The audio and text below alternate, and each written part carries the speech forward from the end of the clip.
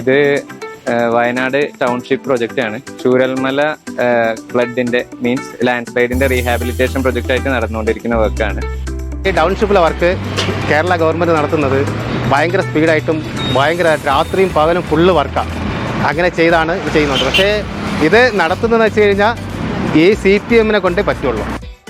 ഇതിന്റെ project management consultant ആയിട്ട് ഉള്ളത് നമ്മുടെ കിഫ്ബിയുടെ സബ്സിഡറി യൂണിറ്റ് ആയിട്ടുള്ള കിഫ്കോൺ ആണ്. കിഫ്കോൺ മൊത്തത്തിൽ വർക്ക് മോണിറ്റർ ചെയ്യുന്നുണ്ട്, ബാക്കി ഡിസൈൻ കാര്യങ്ങളൊക്കെ അപ്രൂവ് ചെയ്യുന്നുണ്ട്. വർക്ക് നല്ല രീതിയിൽ മുന്നോട്ട് കൊണ്ടുപോകുന്നതിന് വേണ്ടിയിട്ടുള്ള എല്ലാ സപ്പോർട്ടും കാര്യങ്ങളും കിഫ്കോണിന്റെ ഭാഗത്തു നിന്ന് നൽകുന്നു. Kalpetta government vocational higher secondary school ഒരുപക്ഷെ വയനാട് ജില്ലയിലെ തന്നെ നമ്പർ 1 അക്കാദമിക മികവിലേക്ക് ഉദിച്ചുകൊണ്ടിരിക്കുന്നു.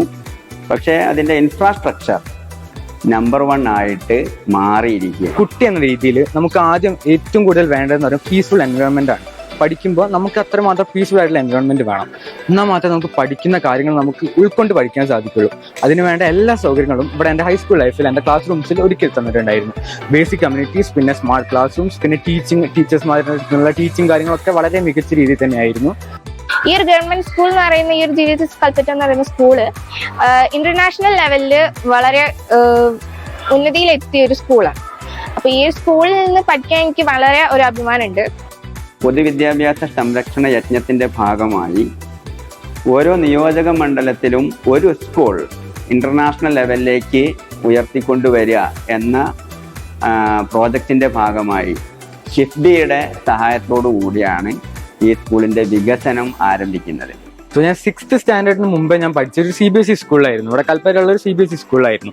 ഞാൻ അവിടെ നിന്ന് ഇങ്ങോട്ടേക്ക് വരാനുള്ള കാരണം എന്ന് പറഞ്ഞാൽ ഒന്ന് മെയിനായിട്ട് എൻ്റെ കരിക്കുലറായിട്ടുള്ള ആക്ടിവിറ്റീസ് ബിൽഡപ്പ് ചെയ്തെടുക്കാനായിരുന്നു. കാരണം എന്തുകൊണ്ട് സ്പോർട്സ് ആവട്ടെ, സയൻസ് ആവട്ടെ, ആർട്സ് ആവട്ടെ, എല്ലാ രീതിയിലും ഈ ഗവൺമെൻറ് സ്കൂളിൽ ആ ഒരു സൗകര്യം സജ്ജമാക്കി തന്നിരുന്നു. അതുകൊണ്ട് തന്നെ വരുന്ന കാലങ്ങളിൽ ലാസ്റ്റ് ഇയറിൽ എനിക്ക് സയൻസ് ഫെയറിൽ സദേൺ ഇന്ത്യ ലെവലിൽ വരെ സെലക്ഷൻ കിട്ടി. പിന്നെ ഈ ഒരു ഡിസ്ട്രിക്ട് ലെവൽ ഇൻസ്പയർ അവാർഡിൽ എനിക്ക് സെലക്ഷൻ കിട്ടി. അങ്ങനെ പല രീതിയിലുള്ള ആക്ടിവിറ്റീസിൽ എനിക്ക് പങ്കെടുക്കാൻ സാധിച്ചു. ഞങ്ങൾ 6th സ്റ്റാൻഡേർഡിലാണ് പഠിക്കുന്നത്.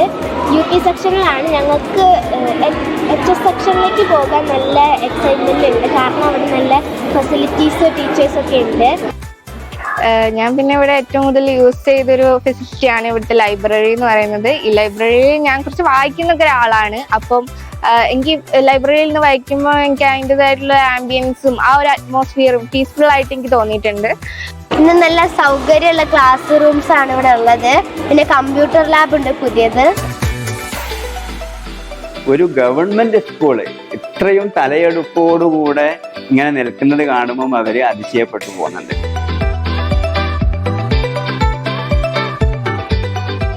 ഞങ്ങൾ ഹൈസ്കൂളിലേക്ക് വരാൻ നല്ല എക്സൈറ്റഡ് ആണ്.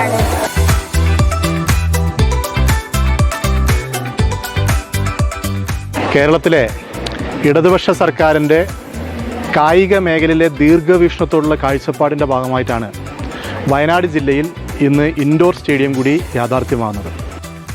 നമ്മുടെ പുറത്തുള്ള പൂളെന്ന് പറയുന്നത് ഒളിമ്പിക് പൂൾ എന്നാണ് അറിയപ്പെടുന്നത്. അതായത് ഒളിമ്പിക്സ് മത്സരങ്ങൾ സംഘടിപ്പിക്കാൻ വേണ്ടി കഴിയുന്ന തരത്തിലുള്ള അതിൻ്റെ സാങ്കേതികവിദ്യയും മറ്റടിസ്ഥാന സൗകര്യമുള്ള ഒരു പൂളുണ്ട്.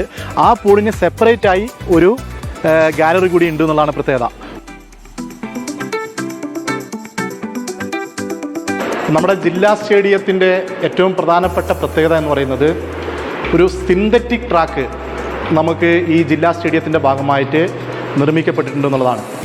ജില്ലയിൽ വെച്ച് തന്നെ സിന്തറ്റിക് ട്രാക്കിൽ വെച്ച് മത്സരിക്കാനും അവിടെ പരിശീലനം നടത്താനും നമുക്ക് സംസ്ഥാന മേളയിലേക്ക് പോകുമ്പോൾ അവർക്കൊരു പുതിയ അനുഭവം അല്ലാത്ത രീതിയിൽ ഈ സിന്തറ്റിക് ട്രാക്ക് മാറുന്ന ഒരു സാഹചര്യം കൂടി കഴിഞ്ഞ കുറച്ച് കാലമായി ഉണ്ട്.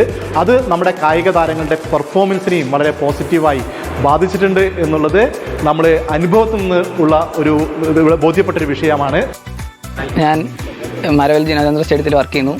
ഞാൻ ഈ കഴിഞ്ഞ സ്കൂൾസ് സ്റ്റേറ്റിലും നാഷണൽസിലും മെഡൽ നേടിയിട്ടുണ്ട്. ഞാനിപ്പോൾ സിന്തറ്റിൽ വർക്ക് ചെയ്യാൻ തുടങ്ങി 2 കൊല്ലമായി. വർക്ക് ചെയ്യാൻ തുടങ്ങി 2 കൊല്ലം എനിക്ക് നല്ലതായിട്ട് മെഡലും അച്ചീവ്മെൻറ്റ്സും ഒക്കെ വന്നിട്ടുണ്ട്.